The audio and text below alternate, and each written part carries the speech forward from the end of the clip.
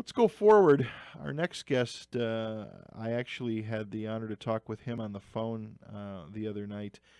Steve Barone is a Las Vegas resident who is capturing so much interesting stuff in the sky, things flying around Sin City. His website is called UFOsintheusa.com. He's got a lot of videos out there, and actually the night I called him to talk to him, something actually happened, and we'll talk about that in detail. But Steve has been driven to capture this stuff and report on it. The website is very nicely done with a ton of information. Again, it's UFOsintheusa.com, and he's just a guy down in Vegas that's seeing a lot of things, and he's getting it out to the general public. So without any further delay, let's get him on the line. Steve, good evening. Welcome to K-Talk and AM 630, my friend. Hey, thank you very much, Pat. It's great to be here. Well, thanks for giving us the time. And your website is, without a doubt, is amazing. You've got so much stuff on there, and you're without a doubt you are getting the word out, getting the view out to the general public. Oh, well, thank you. I used to work in high tech, and back in those days, there came a time in around 2002 when layoffs just started happening in huge numbers, and web design had been one of my hobbies. And long story short, it turned into my job until I retired.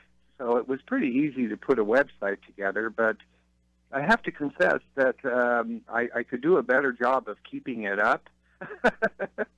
I have a large Facebook group that really requires a lot of time, and then, of course, what I do here every night. Well, I can appreciate your work. I'm a developer. I've been in the IT business for 33 years now, and I work for, I'm a contractor for one of the big mobile carriers that has, let's see, they've got the pink letters. I'm sure you can devise from that who I work for. And it takes a lot of time. Building the website's nothing. It's putting all the information in. I've got a lot of clients that I do work for, and to put a few pages up or several pages up isn't a big deal, but it's filling the content that takes so much time. Yeah, and I've noticed most clients, in my case, it happened to be mostly real estate agents that had websites. They don't want anything to do with putting content together, and that's the hardest thing of all. Right. They just want it. They want to sell it, take the commission, move on. Well, why don't we, before we get started, why don't you give our listeners a little background, a little bit of how you kind of got into doing what you do? Sure. I'm sure you're just talking about my hobby here, but I'm 61 years old. I'm a Navy vet. I'm just an ordinary person. I'm a guy who, my entire life, as long as I can remember, I've always believed in UFOs. And, I was coming to the point about 5 years ago where I guess I thought it was in the cards that I was just never going to get that confirmation by actually having a sighting. But, I still believed in them, and I kind of resigned myself to it. Just wasn't in the cards for me until October 13th, 2011. My wife and I were on a cruise that left out of New York City and went up the eastern seaboard up into Canada. And we had hit a number of ports. But our final port was the farthest north, was Halifax, Nova Scotia. And I think we spent a full day there. And that night, the ship pulled out of Halifax, heading back to New York City. And it was going to be 2 nights at sea. And so, I don't know, I would say we had been out of Halifax about 4 hours. It was around 9:30 p.m., and we had just completed our dinner. And even though it was the middle of October, that far north, it was actually pretty cold outside. It wasn't terrible weather, but it wasn't nice. Right. And anyway, we got to our cabin. and you're all dressed up, wearing the suit and everything, and I didn't change out. I told my wife I'm going to go out on the balcony and have a cigarette. So I threw a bathrobe, a ship's bathrobe over my suit, went out and sat down and lit up a cigarette. And just sitting there, just kind of staring out at the waves. It was very dark. All you could see was the ocean near you because it was so dark. The lights from the ship were illuminating the water near the ship. But from the left side, we were headed south, and all of a sudden, something starts coming into view. And it reminded me of, and I'm old enough where in school, when we had videos, they were the real videos, with the reels. Right, And sure. they'd turn on the projector lights, and it would hit the wall or the screen, and you'd see this big white thing. And anyway, here it comes, in the shape of it reminded me of a crystal with pointed ends at both ends. Couldn't have been more than 200 feet away from me, and pretty much at eye level. And it only lasted about 6 seconds. It was heading north, and I just started watching it. Didn't have time to think or do anything, but just watch it. It had absolutely no lights at all on it. And around the point where it got towards the back of the ship, it took a 45-degree angle turn down. And I'm thinking now USO. I'm thinking it's going to go into the ocean and go underwater. Well, it didn't. It flattened out right above the water and curved around the back of the ship. And it just disappeared. I must have waited another 20 minutes before I went in and even said anything to my wife, because I didn't want to miss it if it returned. And, I'm counting in my head how long this thing lasted. It couldn't have been more than 6 seconds. So anyway, long story short, I went in, I told my wife. She thought I was some sort of lunatic, because she does not believe in UFOs or aliens or anything like that. I mean, she's pretty religious, just not something she believes in. And she's going, it must have been a seagull or something. I assure you it wasn't a seagull. It was only 200 feet away. It had to be, I would say, the size of a school bus, but much fatter, in the middle. And so it was confusing. It was confusing because any UFOs I'd ever seen on television or in documentaries, they always have lights, And I was like, why am I seeing this dull light flying by the ship? And it wasn't really until the next night that we're still out to sea, and I'm out there having another cigarette.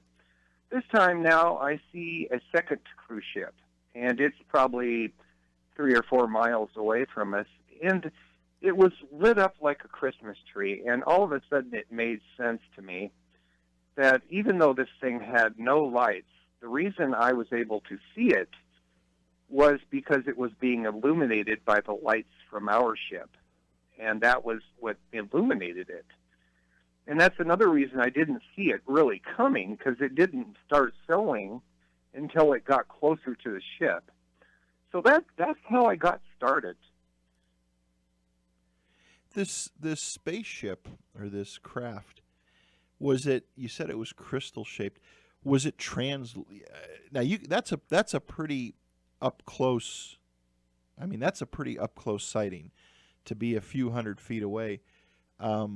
Was it translucent? Was it metallic? I guess I'm asking all the questions, like MUFON. Did it have lights? Did you see people walking around inside? I mean, No. My assumption is that it was metallic. The only detail I could really see was the shape, and then on the edges. And keep in mind, I watched it for like 6 seconds. The edges are what gave me the impression it was more like a crystal. It seemed to have some sort of faceted edges, and then the shape was like a lozenge, but with points at the end. So it was pretty wild. I mean, and I was just ecstatic in that I had finally had confirmation that, that UFOs are real. Yeah. Any lights on it at all, Steve? No, not even one light, Pat. Not even one light. That what was so confusing about it. That's why I said it looked more like somebody had turned a projector on and was shining the light on a wall. Yeah. It wasn't as bright as that, but it was clearly very close to the ship, low enough where it was almost eye level. And I'd say we were on deck 10, maybe deck 11 of the ship.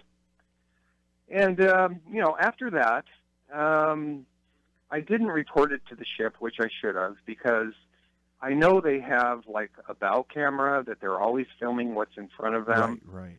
I don't know if that would have caught it, because it didn't really illuminate until it got to one side of the ship. And I'm wondering if the ship's crew would have, admitted it if they did see it. So anyway, I had time to think about it, and several days later when we got home to Las Vegas, I did file a report with MUFON and made it as detailed as I could for such a brief sighting. But I never heard anything. They never responded to that. And so it kind of made sense to me. I was also looking for any other accounts of anyone else being outside that night and observing it as well. And I never did come up with another one. Wow. Yeah, again, like I said, that is just so phenomenal. Did it make any noise, Steve? Was it emitting? No, absolutely. That was another thing that was really strange. I mean, I always hear that they don't make noise. But that was another thing that was kind of creepy and hard to process, was that it was so close. And I'm serious. I mean, I think it was no more than 200 feet away. I think it was just curious and wanted to take a look at us. But even though you always hear that, when you see something that large fly by and it has no noise, it's pretty disconcerting. You're used to seeing anything in the air making noise. Yeah, it's amazing. I'm surprised. It's interesting that others didn't see it or report it, or again, maybe it was just you were at the right place in the right time. One of our listeners on the East Coast, if I can just for a minute, mentioned if I would go ahead and talk about the sighting I had. We had a here in Utah, in Salt Lake. We had I saw something. I'm filling out the report to MUFON right now. I'm going to send it off to Erica Lukes this week. But I saw, in a nutshell, I saw 7 craft. I thought initially were just satellites moving across the sky at a pretty good rate. I saw one, and then I saw another one right next to it in parallel, and then 2 more came from another direction, and then 2 others came from another direction, and then one came up basically from south to north and accelerated to catch with the group. They headed on a northeast trajectory, and then all 7 of them on a 45-degree angle flipped on a 45 and just shot off into infinity. You know what? I'm aware of that. Jamie Hobbycon saw that as well. Really? Yes, I was on his show last week, and he described the same exact thing to me. Yeah, it's that's what we had here, and I actually went on Erica's UFO audit show a week ago. But we've been having a lot of activity up here in Salt Lake City, a lot of orbs, and they're not Chinese lanterns. I mean, people are reporting a lot of stuff. So, I mean, there's a lot of activity in the sky, but nothing along the lines of something at 200-300 feet away. And obviously was fairly large and was just there and gone. Let me ask you: did it take off, Steve? Did it? I didn't get it. Did it peel off and disappear? Well, when it took that 45-degree angle downwards, it turned towards the ship, and it almost even became cartoonish at that point. I couldn't tell if it was above the water or just below it. And it disappeared very, very close to the back end of the ship. And that's when I lost it. I never saw it again. I never had another UFO sighting until last year. But it was astonishing. And, you know, the strangest thing, I mean, I know we're going to get into what I do now, but the first 2 UFO sightings I ever had in my life, and that was the first one, were the most amazing UFOs I've ever seen. And I've seen a bunch since. I almost feel like, you know, I'm not real spiritual. I hate to say that. All right. Well, that's okay. I don't feel like, you know, I'm a chosen one or anything like that. I think I'm just a normal person that is a good thing. I smoke cigarettes because I never would have seen anything. But I feel like I'm Richard Dreyfuss in the movie Close Encounters of the Fourth Kind, because it's almost as if I was invited to something, something I don't understand.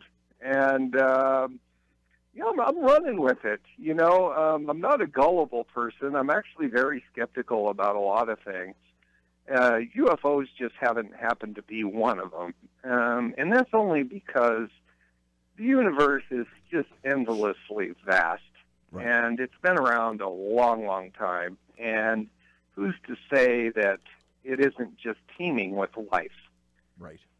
Anywhere from microbes to the most advanced, you know, civilizations that anyone could even imagine. So why not? Yeah. Well, you know, and it's amazing.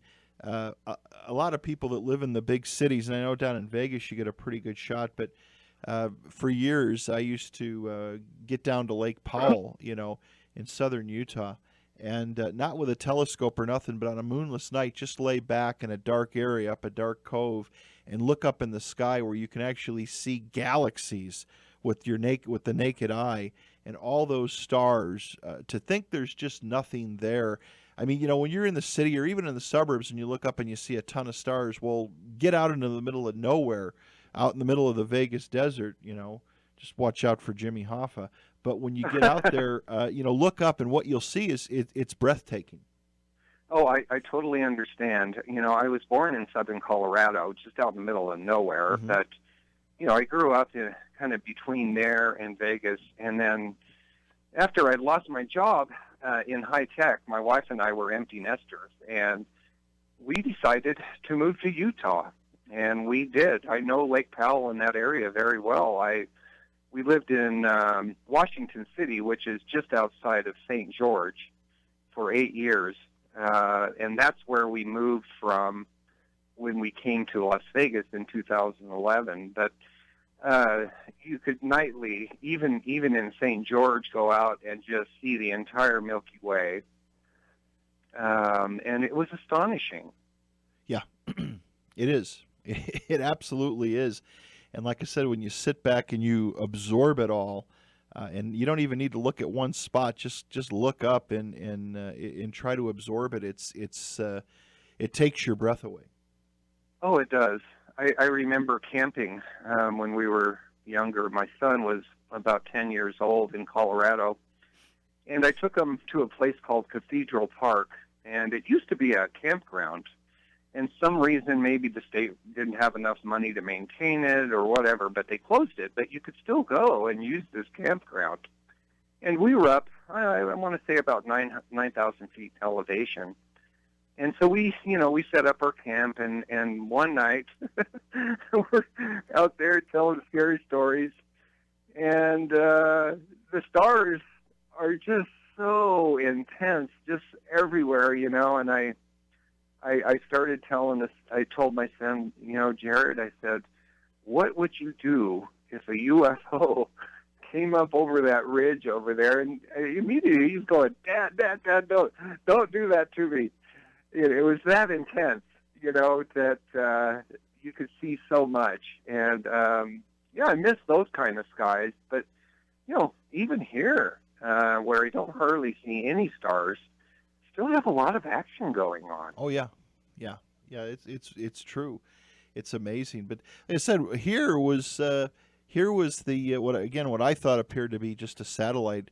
I've seen the ISS pass over, but thought it was just a satellite. But then when I saw one come up in parallel next to it, and then two and another come from another direction, it's kind of like that thing that was flying along the ship, Steve. You go, what the heck are these things doing here? What I mean, what's the purpose of them? I don't know if they're just taking a look or who knows. But same with looking up in the sky and seeing them all converge and then leave. It's kind of strange, It's it's like, what are It's these things extremely doing? strange. Yeah.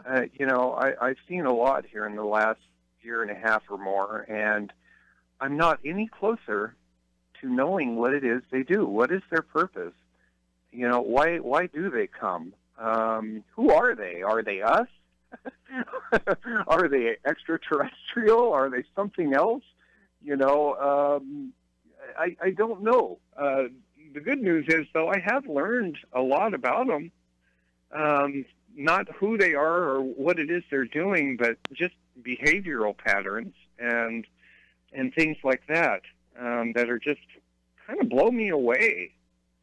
Have you a question for you? Have you captured? Again, I've looked at a lot of your videos, but not at all of them and entirely. Have you captured a lot of orbs flying around? The way this got started, where I really started filming them, I didn't even have a good camera. But that was the first things that I filmed and reported to MUFON with my telephone was orbs. And surprisingly enough, I had made 3 reports last year to MUFON. The first one was the second UFO that I told you that was amazing. But then the next 2 were orbs. And I didn't know they were orbs until they came close enough to my home that I was able actually start looking at the video, frame by frame, and picking these orbs out. And to my surprisement, even though the flashing was always the same color, the orbs were multicolored. They were in all different beautiful colors: red, green, purple, yellow, gray. I was surprised how many amazing colors that they came in. But, I don't always try to say what it is I'm seeing because I'm not sure. It's kind of a long story, but, I've come to believe that if you are close enough to most UFOs, that you are not going to actually see it. Because I believe, and I joke around, I always say, cloaking isn't just for Klingons, It's just a little joke, but it's true.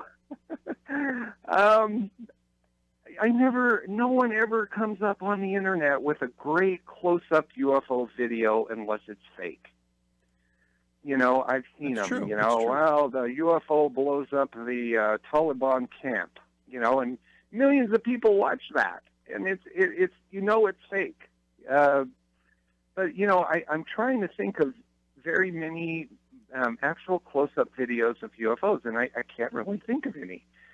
And what I've learned, Pat, is that it took me a long time to figure this out, is that if you're going to go out and want to film UFOs, at least here in Las Vegas, don't waste too much time looking up, Get a good pair of binoculars, get yourself up as high as you can, where you can see around the valley, and use those binoculars to look at the edges of the city, just beyond the lights. And that's where they seem to show up.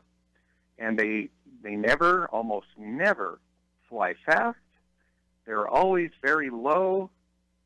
And you know what they are, because I've never seen an airplane or helicopter at night turn their navigation lights off or their anti-collision lights. They're constantly blinking on and off. They do things, little formations and different things where they bunch up and then they split off, and all of a sudden they may fly off so closely together that they look like a string of pearls flying. Right. It's just astonishing. But I would say that 99% of the time for me, that's where I find them. And I think about the closest I have been able to film them is within about 5 or 6 miles. And I got one video once I'm really happy with that I decided that I was going to get over near the Air Force Base and try to film the things that I see there, which are, you can't tell the difference between them and any other UFOs I see anywhere else in the valley. And fortunately for me, I guess I was far enough away that I got some pretty good close-up video. And it was just off the hook. I mean, to the point where I feel like I could even see the metal parts of these crafts, and they're just hovering and spinning very low, maybe no more than 500 feet up off the ground. And there were multiple objects, different sizes, shapes, just kind of like we would have in vehicles. I mean, one might be a car, a truck, a bus. I mean, that's how UFOs are. They're all different. And I'm I don't know who they are. I don't know who's flying them. But in the case of an Air Force base, when you're constantly seeing them in that area, you have to assume that if some guy 20 or 22 miles away is filming them routinely, that the Air Force knows all about them. Right. And that maybe they even belong to the Air Force. So, my thing is, Pat, is that I'm not saying these are extraterrestrial or military or black projects or anything. What I'm saying is I am documenting more than 200 videos of technology that shows that there are things happening that go far beyond anything any of us know about. And I believe it involves cloaking, anti-gravity, all sorts of amazing things. So that's kind of where I'm coming from. Well, no, I think, that's kind of the big thing, Steve, is that I think nobody really knows where they're from, and what is of this earth and not of this earth. I've had a couple of sightings in my lifetime, and I've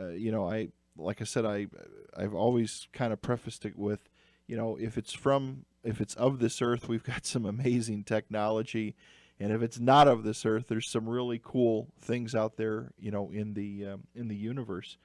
But again, just capturing the stuff and being able to show it, and of course, there's going to be people, as we talked the other night.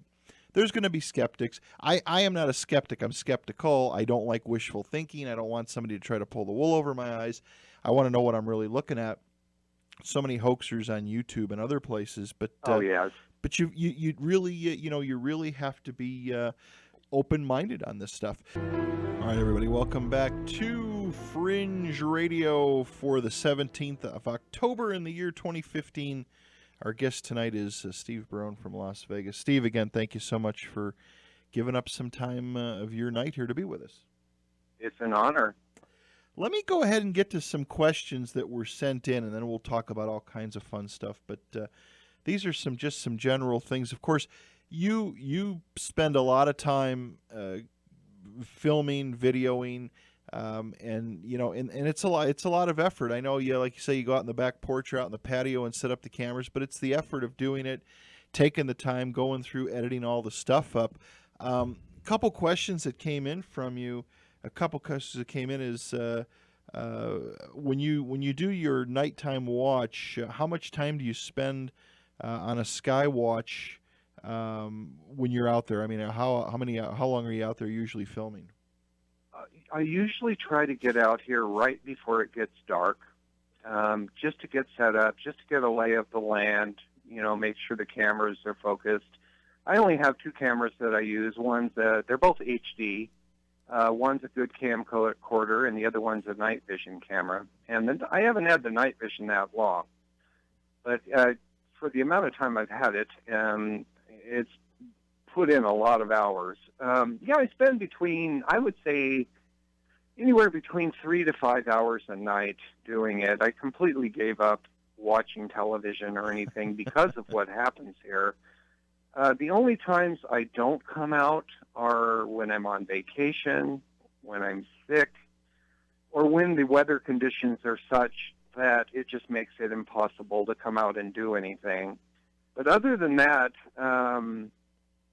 it's just, if you've seen what I've seen, you just can't stay indoors when you know it's just now getting dark. And so I'll stay out as long as I can until I've drained my batteries.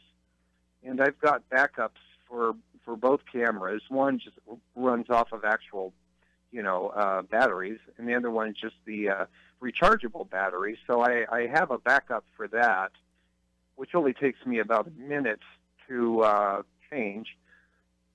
But I don't know about anybody else that has this kind of condition where they can actually be a UFO hunter and only have to walk out their back door. And I probably put in more hours UFO hunting than anyone on the planet because of that. Yeah. Well, it's like anything. I mean, if you're in a great place where you've got decent weather too. I mean, for the most part, you're not going to deal with blizzard conditions or snow conditions. So for the most part, you can probably film all year long, of course, unless it's raining or snow, or not snowing, but raining or really windy out there, and take advantage of it. I mean, you got the right combination. It all adds up to a win for you. Well, I take full advantage. And what's funny, Pat, is we bought this house in 2011, and we rented our Utah home out because that was, if you remember, at the bottom of the real estate crash. We didn't want to sell that house at the bottom of the market, so we just rented it out. But what we ended up with here was we live on the western side of the valley, which is in the foothills of the Pine Mountains and very close to Red Rock Canyon. And just by chance, we are up. This subdivision sits higher in elevation than any other subdivision in the entire city. So when I come into my backyard, one of the big selling points for me at that time was the view. I can see all the way from the south coming in from Los Angeles. I can see the road going out towards Phoenix and the road going out towards Salt Lake City. I can see all of that right from my backyard. So if anything flies in or out of the valley, I have it's almost like being in a, forest ranger tower out in the forest. I mean, I can just see everything. Yeah, you're in the right place. And, like I say, when I bought the house, it had nothing to do with UFOs. I had no idea that was ever going to happen. But now I am very grateful for purchasing this home. It's a UFO hunter's dream. I think it's so cool. I really do. I've got I'm up, of course, I'm on the west side of the valley, and I'm up kind of center of the valley. And the downside, I've got on the north side of my home, I've got a huge 50-foot pine tree, and then in the front, I've got two ginormous maples. But I do get a little clearing, and that's kind of where I had my sighting the other night. Was just sitting there looking up through the clearing. I could go sit out in the driveway. People think I'm a little bit crazy, probably, but at least to sit on my front patio, I can just lean back and look up through that hole and get a good shot of the sky. Another question was, and this is a good one too.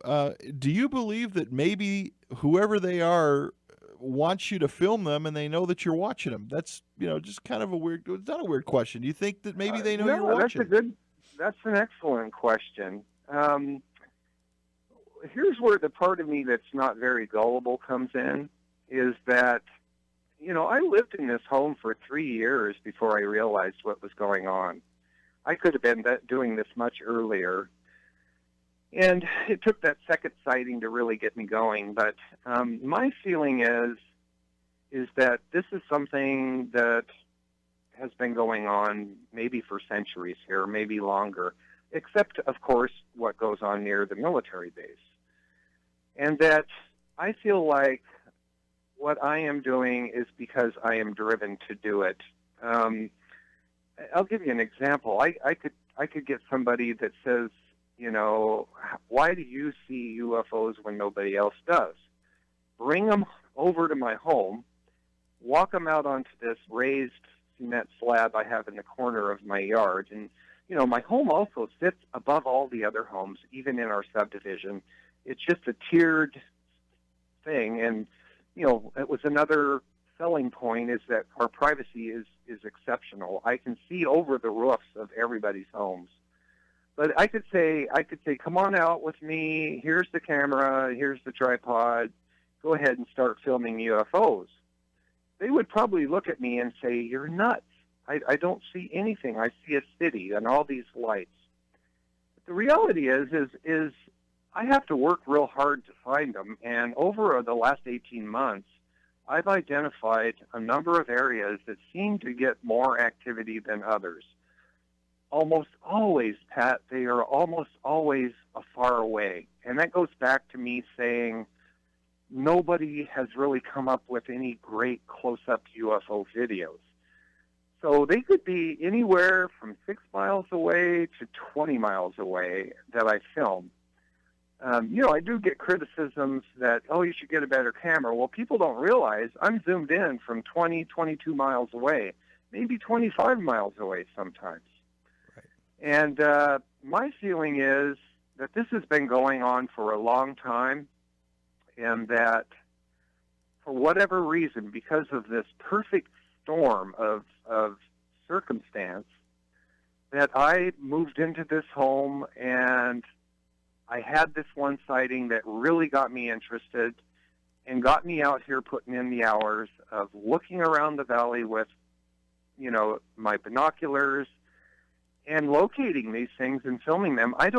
My feeling is, first of all, I don't know if they know if I'm filming them or not. The military probably knows I am. I'm sure they know. I could tell you a story about that, but you know, if they're extraterrestrial, I don't think they could care less. I think that they don't know. None of them do anything for me. They do it because they do it. You know, I feel like a lot of the ones that aren't near the military base they're UFOs that have probably been around longer than this city has been here. You know, there's a place called Sloan Canyon just south of town here, where you can go out and look at hundreds of petroglyphs from the Paiute Indians. And many of those petroglyphs show things in the sky. Right, right. And, you know, I'm thinking that the Indians were seeing all of this too. They weren't seeing stuff near the Air Force Base because it wasn't there. But, yeah, that's my feeling is I just think I work at it, and for some reason, because of all these circumstances, of having the views, having the interest, having the gear, that I'm able to be maybe one of the first people in town to figure out there's a lot more going on here than people even have any idea about. And so that's my feeling. I could be wrong. You know, I'm not as a matter of fact about anything. I'd like it if they knew that I was here and they were doing that for me, but I don't ever get that sense. Yeah. They're kind of just doing their own thing. Yeah, I'm just a normal person. Had something very extraordinary fall into my lap, and it was something that was very interesting to me, and I'm running with it. You know, but I'm not making any claims. I don't know. I'm not going to say as a matter of factly anything other than there is some unbelievable technology flying around in the air around here, and it's routine. You know, you were mentioned a little bit earlier, and we had a talk on the phone the other night about another researcher in California that had, I don't know if I want to say government intervention, but had a van show up in front of his house, and we can talk a little bit about that on the other side. But the Fresno person, right? The Fresno friend. With what you're doing, have you ever been approached yet? I mean, you've got a great website out there. Have you ever gotten a phone call, or have you ever had anybody kind of sneaking around, or? That's a great question. I've kind of had that in the corner of my mind. If you go back, maybe a year, and I was putting out these videos, filming amazing things over by the Air Force Base. I was real hesitant to say where they were. Instead of saying the Air Force Base, I might say they're next to Interstate 15 coming in from Mesquite, Nevada, or whatever. And one night, one of the neighbors had a little get-together, and I guess I didn't have too much to drink, but I had a couple of cocktails. And I came home, and, I couldn't wait to get home and get my camera set up. I mean, it's nice visiting the neighbors, but this is what I really want to do. I came out, and I was filming footage there, and I guess I had loosened up enough where I said, screw it. I'm going to say where I'm filming these things. And I did. So from that day forward, I decided that, I'm at that point, I was 60 years old. What the hell are they going to do to me? Right. But only two things have happened. The first one was kind of creepy, was you do see helicopters all the time in Las Vegas. They're always around, everywhere, especially down on the Strip. But on this night, I see one coming, but I couldn't hear it. And at first, I'm thinking, cool, I've got something really cool coming towards me. I'm going to get my camera on it. So I got my camera on it. Next thing you know, I start hearing it. It's a helicopter. So, oh, shit. Oh, excuse my French. I turned off the camera, and I didn't continue filming it. And by the time it got to me, it's shining the spotlight right on me in my own backyard. And Really? just continued on. And so that was that. Couple minutes go by, all of a sudden, here it comes again. And this time, it shines it again on me. And, Pat, this is right while I was filming a UFO. So I'm talking about it. I've got it on the video. I've got that video still. And so I continue going. Next thing you know, here it comes a third time. That third time, I left the video running just so people could see that it really did happen, and I got it on video. So anyway, I continue. I'm filming. I'm still watching this UFO down closer to town, and that same helicopter, I kept track of it, that same helicopter flew exactly to where that UFO was. Wow. And the UFO was gone by the time it got over there, but that's where it went to. So that was one strange occurrence. The next one was very creepy. I decided one night, and this was not that long ago, maybe, 4 or 5, maybe 6 months ago. I decided on this night I've got enough evidence of these amazing things flying around over there near the military base that I am going to go over there on my own, and I'm going to film them. And I'm sorry to laugh, but I made one big mistake. I told my wife where I was going just in case, because I wasn't on the military base, but I was on the outside of it, out in the desert where nobody is. I made one mistake. I called a friend from my Facebook group to tell her just in case. I'm going to go do this. Right. And I basically told her where I'm going. So anyway, I get out there. While it's still light, I film some footage showing where I'm at, showing that, the videos that I film are a little bit of an illusion because they make it look like the city goes right up to this area, which it really doesn't. It's very remote when you get out there. It's just an illusion of me being up high, looking 20 miles away, and all of the city is compressed in between in the videos. So it looks like, oh, well, these things are flying right over the city. Well, they're not. I get out there, and it finally starts getting dark, and the reason I chose this night was, historically, it's always a night where I get a lot of activity over there. And Pat, I get out there, and I've been out there maybe an hour and a half. Here comes the helicopter right now, by the way. I'm out here right now. I got my camera running.